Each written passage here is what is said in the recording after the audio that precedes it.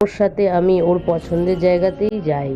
ওকে যত দেখছি তত বেশি ভালোবেসে ফেলছি। ওর সামনে আমি যাই, ওর জন্য একটা ফুল এনেছিলাম।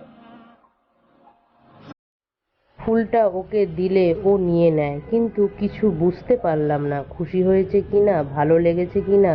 আমার মনে হয় ওর এইসব ভালো লাগে না। আমি বলি, কী জন্য ডেকেছেন? ও বলে ওঠে, আর কিছু দিনের মধ্যে আমাদের বিয়ে, আপনি শর্তটা মেনে নিয়ে বিয়েতে রাজি হয়েছেন তো? আমি ওকে বলি, আপনার এই শর্তটার কারণ জানতে পারি আমি? ও বলে ওঠে, না পারেন না, আপনার শর্তটা মেনে নিয়েছি আমি। আমারও একটা শর্ত আছে, আপনি মানবেন কি? শর্তটা বলুন। আমার জীবনে মেয়ে বন্ধু খুব কম ছিল, মেয়ে বলতে আমি মাকেই জানতাম।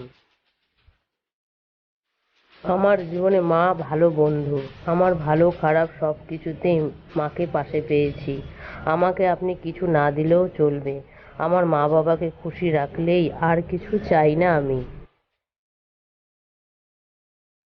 কিছুদিনের পর আমাদের বিয়ে হয়ে গেল। ফুলশয্যার দিনে মা একটা উপহার হাতে দিল, বলে, এইটা বৌমাকে দিই।